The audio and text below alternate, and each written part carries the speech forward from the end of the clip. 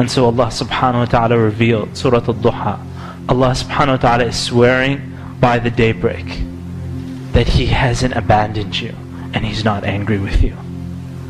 And so it's a preparation to prepare the Prophet sallallahu alaihi wasallam for the enormous tests that are about to come. And so the Prophet sallallahu alaihi wasallam, in the beginning, he wasn't told to tell the people about Islam. He had just received revelation. And so the Prophet ﷺ, he went about and began teaching people secretly. And so you hear about Dar al-Arqam. You hear about Dar al-Arqam. When the Prophet ﷺ was told to publicly announce Islam, to publicly teach the people and publicly call them to Allah subhanahu wa ta'ala, imagine his happiness that this is the moment where all his people become Muslim.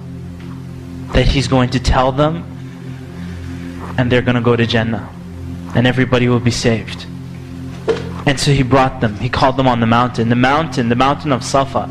And so he called them out. The Prophet ﷺ, he said, "Oh Bani Fihr." He's calling them out, "Oh Bani Fihr, Ya Bani Fihr." Bani Fihr, the tribe of Bani Fihr, they came to the mountain. The Prophet ﷺ said, "Oh Banu Adi." The tribe of Adi comes to the mountain. And he started calling them out, tribe by tribe by tribe. They left the marketplaces, everybody left what they do. They said, "This is As-Sadiq, this is the truthful one, this is Al-Amin, the trustworthy one who's calling us." And so they all gathered around, because this was a place, and the way he was calling them was how someone who had just seen an attacking army would be calling them. Basically, when there's a bomb, and may Allah protect us, but in those countries you may have heard, when there's an airstrike that's about to happen, a certain siren goes off. In Mecca, 1400 years ago, this was that sound. And so he told them that if I tell you that there's an army behind this mountain about to attack you, because this is what the siren is about, would you believe me? And they said, yes, we would. You're As-Sadiq Al-Amin. And so he says, فَإِنِّي نَذِيرٌ لَكُمْ بَيْنَ يَدَيْ عَذَابٍ شَدِيدٍ. Then I'm warning you of a punishment that's coming right between your hands. And so out of everybody that was standing there, his own uncle, his own family, cursed him out in front of everybody. He said, "Tabban lak." He said, "May you perish, may you be destroyed. You gathered us for that reason?" And Abu Lahab walked away. And all the people turned their backs on the Prophet ﷺ. A moment that he was expecting them to all become Muslim became the moment of the greatest test that any man has gone through.